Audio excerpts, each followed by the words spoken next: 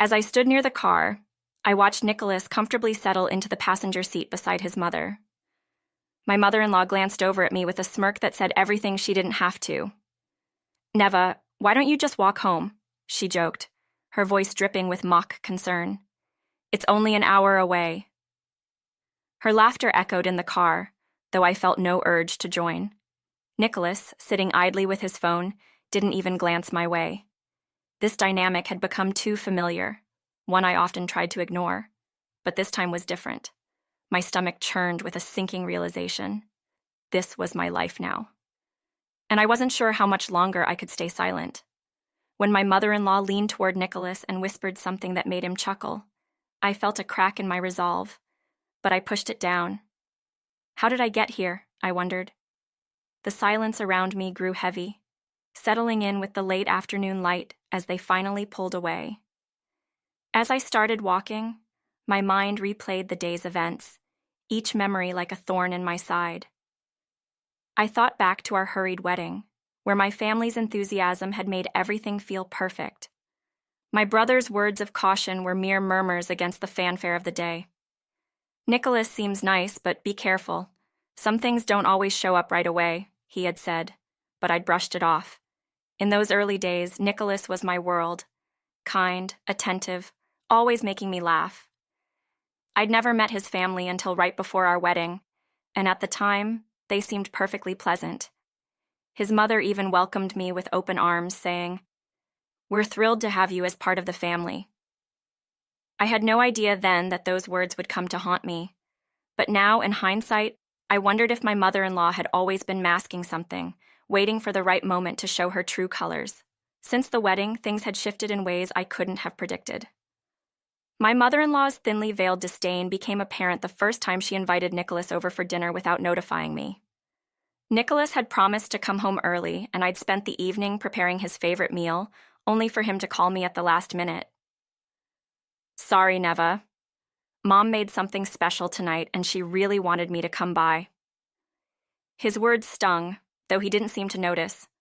I played it off with a forced smile and reassurances, but internally, I was rattled. Over the following months, these unexpected dinner invitations became more frequent, with Nicholas barely noticing the impact it had on me. Each time, my mother-in-law would call right before dinner, effectively dismantling my plans. I could feel her amusement through the phone, and I began to suspect that her intentions weren't as innocent as they seemed. One evening, after yet another interrupted dinner, Nicholas handed me a Tupperware container with a casual, "Here, Mom wanted you to have this." I took it with a hesitant smile, already guessing what lay inside. Sure enough, when I opened it, I was greeted by the sour smell of spoiled leftovers. This had happened a few times before, and I'd brushed it off, convincing myself it was an oversight. But as I stared at the spoiled food, a new thought took hold. Was she doing this on purpose? I shook my head, trying to dismiss it, but my suspicion grew as I noticed the pattern.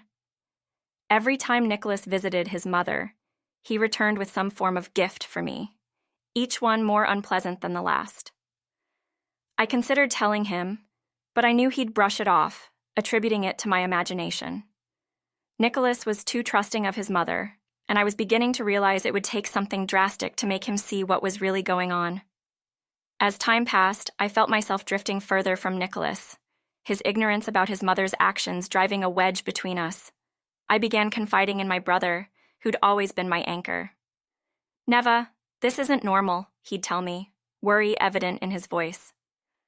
"A mother-in-law doesn't treat her daughter-in-law this way unless there's something seriously wrong." His words validated my own fears, yet I still hesitated to confront Nicholas. I didn't want to come across as paranoid or overly sensitive. After all, Nicholas was a good husband in many ways. He was attentive, supportive, and always ready to listen. But when it came to his mother, he was blind. He would dismiss my concerns as misunderstandings, leaving me feeling more isolated with each passing day. I told myself I could handle it, that I was stronger than this. But the truth was, her subtle harassment was wearing me down. Then one day, Nicholas came home late again, claiming he'd been invited over last minute. I decided to speak up, hoping he'd finally understand. "Nicholas, why didn't you let me know earlier? I had dinner ready, and this keeps happening," I said, my voice shaking slightly. He looked at me with genuine confusion, like he truly couldn't understand why I was upset. "Neva, it was just dinner. You're reading too much into it," he said, brushing off my concerns with a dismissive wave. I felt the sting of his words, a familiar pang of disappointment sinking in. His refusal to acknowledge the issue was like a wall between us, and I was starting to wonder if he'd ever see the truth. That night, I lay awake, staring at the ceiling, realizing that Nicholas might never understand what his mother was doing, or the toll it was taking on me. Days turned into weeks, and my relationship with Nicholas continued to erode. He seemed more distant, often engrossed in his phone or preoccupied with thoughts I couldn't share.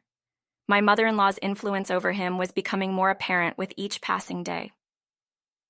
The final straw came when Nicholas suggested out of nowhere that we should move in with his mother.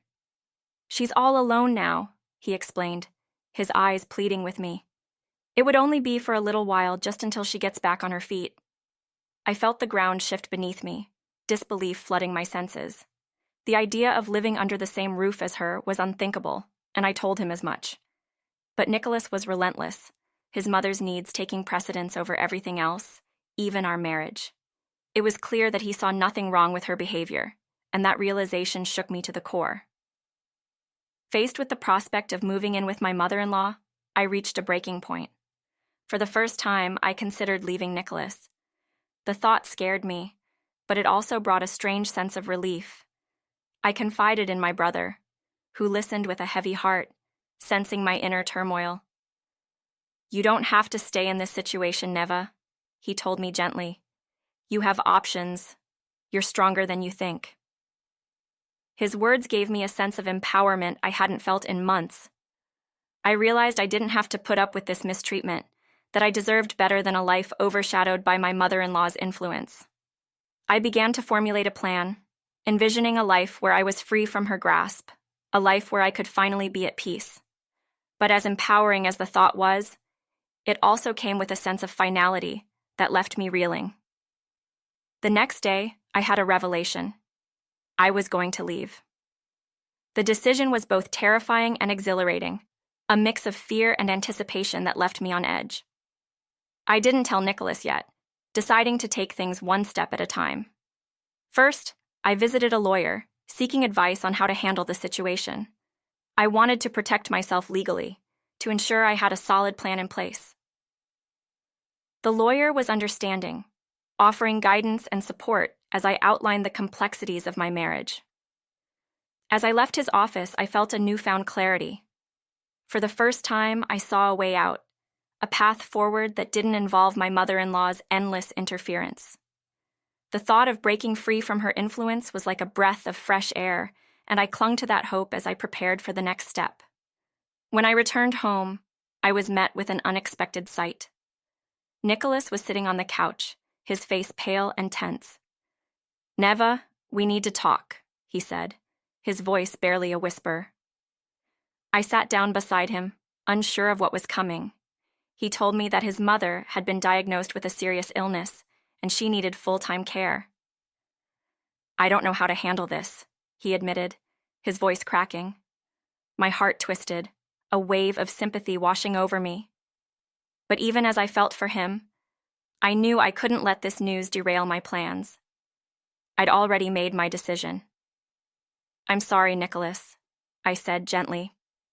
"But I can't do this anymore. I need to think about my own well-being." His eyes widened in shock, and I could see the realization dawning on him that I was serious. For the first time, he seemed to understand the depth of my resolve. Over the next few days, the atmosphere between us was tense and filled with unspoken words. Nicholas tried to convince me to reconsider, promising things would change, but I stood firm. My decision was final. I could see the hurt in his eyes, the struggle to comprehend how things had come to this. But as painful as it was, I knew this was the right choice. My brother offered me a place to stay, and I gratefully accepted, knowing I'd be safe with him. Leaving Nicholas was one of the hardest things I'd ever done, but I was determined to build a new life for myself, free from the toxic influence of my mother-in-law. I packed my things, each item a reminder of the life I was leaving behind, and walked out the door, feeling a mix of sadness and relief. I was finally free. As I settled into my new life, I began to feel a sense of peace I hadn't known in years. My mother-in-law's shadow no longer loomed over me, and I could breathe freely, unburdened by her constant presence.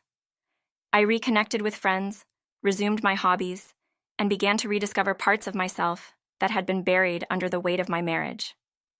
My brother was a constant source of support, reminding me that I deserved happiness, that I was strong enough to build a life on my own.